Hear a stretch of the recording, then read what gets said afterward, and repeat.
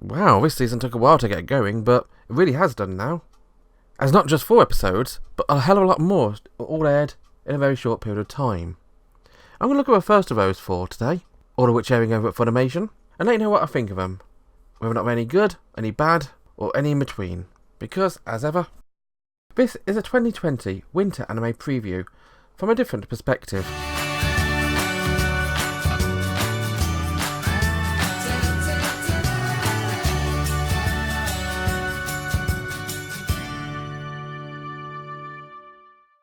You know, it's a good thing I don't review these anime based purely on the first 5 minutes, because Plunderer would have probably been lower than the low.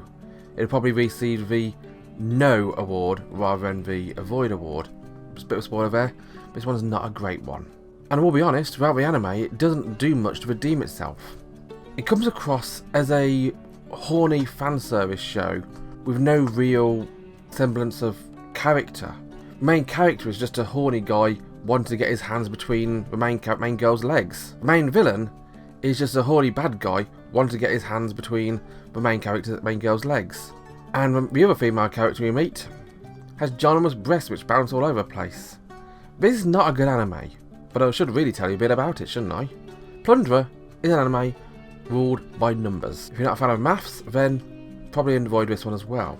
And we meet our main character, who amazingly is not the guy, it's actually Hina, apparently, who is on a search looking for some guy her dead mother attempted to try and find. That leads her to trusting some military guy who ends up to being a creep. And we learn about the star battles, where you can bet your number to try and reduce another person's worth, because a number determines how much you are worth in the world. And if you got a high number, then you can give orders to those with low numbers. Although, from hearing the anime correct, those numbers are just given out arbitrarily. The cafe owner, Nana, her number is 77. Who'd have thought it with a name like Nana? And her number is based on how many good reviews her cafe gets. Anybody who says they like her food, the number goes up. Anyone who says her food is rubbish, the number goes down. If ever your number reaches 0, then you are dead. You're sucked into the underworld, never to be seen of again. Which is confusing because the main guy, Licht, has got a number of minus 999. That does come up later on in the anime. Apparently he's got a second number somewhere. A very high number, because it's actually the main guy that the heroine was looking for. Who'd have thought it, eh? The perverted guy trying to feel up every girl he sees. The subject of Lichtball. Not going to be winning any gold medals anytime soon. And yet he's a super powerful main guy. Yeah. I really don't want to talk about this one too much more because it's sort of giving me a headache remembering it. It's got a few redeeming features. As silly as it sounds, the plot does have a bit of promise. The whole story about numbers and bad guys making use of numbers to get more numbers and abusing people, whilst cliched, that's some legs. But the way they portray it is sleazy to the worst. Everybody who sees Hina just is interested in her legs because her number is right on her inner thigh. And if you do want to watch Plunderer, you can find it over at Funimation. Next up today is an anime which I am acutely aware of, not so much because I'm familiar with the series, but you can't go around a Steam sale without seeing it pop up in front of you. And of course with all the Kickstarter news from the last few years, the term Nekopara is becoming more and more thrust in my face. And so we got our first real Kickstarter anime airing on TV. We got Nekopara, an anime about catgirls and cafes. This is very much based on a visual novel, and not just a visual novel, an eroge. It is an eroge with an all ages version on Steam, but as is often the case with things like this, there is an 18+ patch. For, you know, people who really want to fuss with their cats. There's another term for that, but I'm not going to share that right now. Welcome to the world of Kasho Minaduki. He's a relatively normal guy who's opening up a new cafe, and has to do so with his cats who decided to join him for a ride. Unexpectedly, they packed themselves in boxes and shipped themselves to his new address. Yeah. When I say cats in this world aren't little fuzzy creatures. They're catgirls. Very much catgirls. No idea what happened to do that, but you know what? I'm not going to complain. Catgirls are cute. I like cute. Meow. There's quite a few catgirls which were introduced in the first episode here. We're introduced to pretty much the entire array of catgirls. From the twins Chocolate and Vanilla. Chocolate being very much the forward-thinking, outspoken, one which needs all the love, whereas Vanilla being the more kudera, quietly loving you sort of type. Also quietly loving her sister, which, again, I don't mind if it's a girl. We're also introduced to the other cats back living with Shigure. We're introduced to Azuki and Coconut. We're introduced to Maple and Cinnamon. And I begin to think all these cats have got food-based names because it's a cafe. The cats' personalities are very much what you expect from a visual novel. You've got the outgoing one, you've got the quiet one, you've got the kind of cute but dumb one, you've got the trolley one, and you've got the two mature ones who seem to be the ones with their head screwed on best. Although I'm not too sure with Cinnamon, she seems to have her head screwed on the best, but has a switch firmly turned onto Yuri mode. Again, I'm not exactly going to complain, am I? One thing I did notice about the anime is even though they're cat girls, their mannerisms are a lot more feline than I'm used to than with normal cat girls. There's one bit at the start of the anime where Vanilla has to wake up Chocolate because Chocolate doesn't want to wake up. Rather than rocking her and waking her up and jumping on her and things like that, she does the old cat thing of kneading on the chest. Well, on the belly. She makes a joke about the chest, but this anime is being made for an all ages audience. Well, an all ages otaku audience. I wouldn't exactly say this is family friendly. But it's relatively cute, it's relatively innocent. One might say it's relatively boring, but I think for me, the cuteness overrules the boringness. And it shows me that there's going to be some interesting promise here. This is probably just going to be one of those anime you just watch and throw away. You don't really want to sit down watching it for months on end over and over again. Unless you really, really like cat girls. And for those of you with more perverse interests, don't forget, there is an 18 plus patch available for the game, and you probably can install it on Steam with the 18 plus patch as well, if you download it and install it in the right place. But if you don't want to watch it on Steam, if you want to watch it on an anime, you can do this over at Funimation. And so we get our second inside a video game anime of the season. Infinite Dendrogram. This one based on the game Infinite Dendrogram. Now I'm beginning to think about how these anime are titled, and I'd say 99% of all anime based in a game are named after a game they're based in, other than some other plot device like having high defense. But unlike High Defense, this one has a main character as a guy. Reiji, his name is, although in game he decided to create his character and call him Ray Starling because Ray and Reiji sound about right, and Starling is apparently what Mukudori means. And when designing his character, he decided to take the boring option of saying, okay, I want to look like I am in real life, only with blonde hair and bad clothes. So yeah, we got a generic boring guy as a main character, who's undoubtedly going to get super powerful power inside the game. I'm already beginning to worry about this one anyway. And his first task in the game is to try and meet up with his brother, who's also playing the game. There's a guy who introduced him to a game. He does so looking around town, but whilst looking for his brother, he walks down a corner and is bashed into by this beautiful blonde girl. The only thing she was missing is a piece of toast in her mouth. Turns out this blonde girl is actually not a human, but she's actually an NPC, and she gives him a quest. Or she eventually finds it to be a quest anyway. This game, Infinite Dendrogram, is a game of infinite possibilities. There's infinite number of skills, infinite number of quests. NPCs are almost human, and if they die, they're dead, they can't be respawned.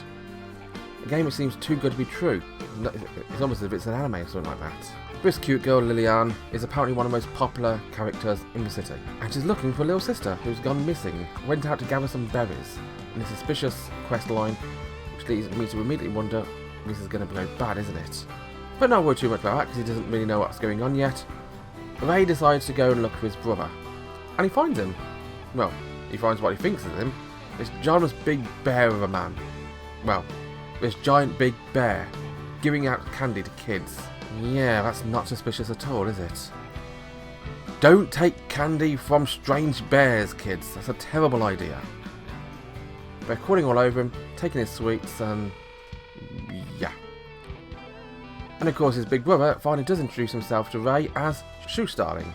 I can only imagine that the sibling connection isn't just limited to them being brothers, but also their unique choice of names in that they've got no sense of style whatsoever.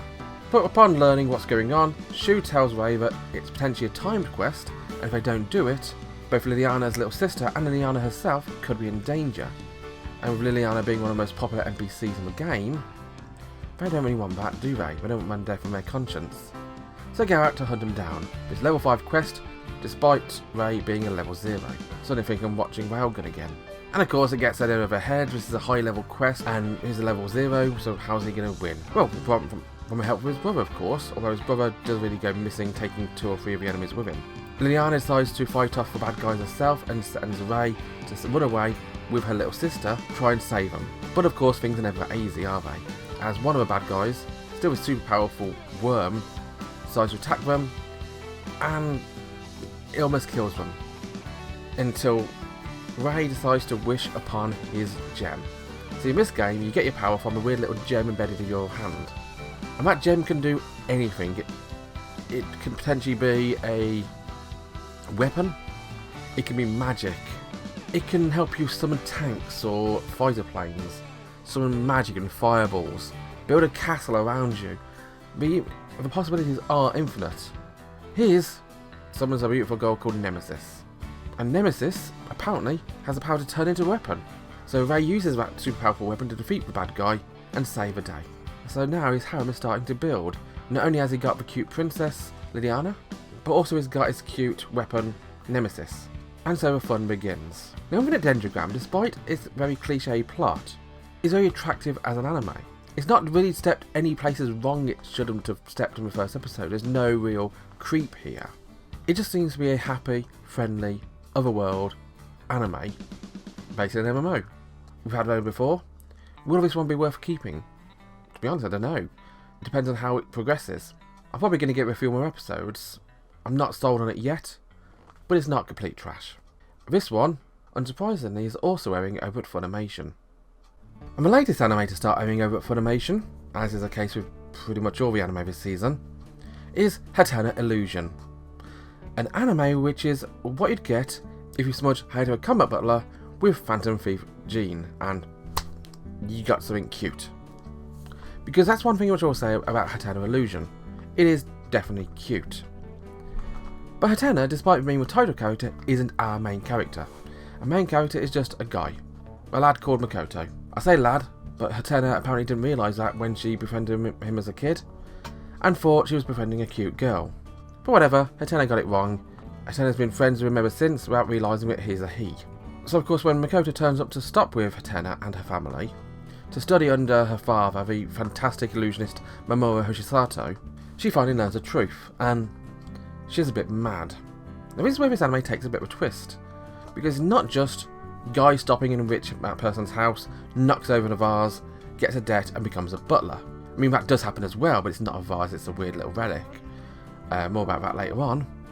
But it's more about the family of Hatena herself, because Hatena's family appears to be a family of actual magic users and phantom thieves. Hatena's got a weird scarf which can transform itself, and Makoto's wand, although he doesn't realise it, is actually magic.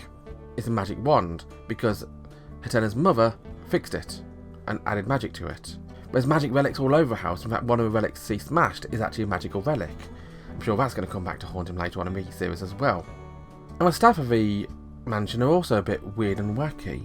And you've got the maid who, to say she's predatory, is a bit of an understatement. She's got the Joshi eyes, if you know what I mean when I say that. The butler, who is called Jeeves. Of course he's called Jeeves. To be fair, you don't get butlers called Jeeves that much in anime. They're normally called something like Sebastian, not Jeeves. But it's Jeeves Woodhouse. A very, very much butler name. I approve it.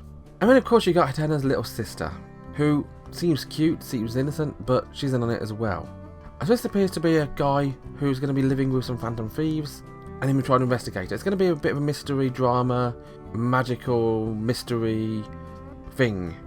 To be honest, I've no idea where this one's going to go. We've got a setup so far with him living with his family, but no real direction for the plot to go. We don't know what makes Makoto tick. We know where he is and what he's doing there, but what his personality is, he doesn't have one yet. He's just a guy who does magic and wants to study under a world famous magician. I said at the start of it, Hatena Illusion is airing over at Funimation. We didn't look for the best anime today. There was one really bad one, and the other three were just somewhere middling. Nothing truly brilliant, but not much terrible either. I'm going to carry on looking at new anime in quick succession, because it's coming thick and fast now. So join me next time and look at them. Until then, bye bye.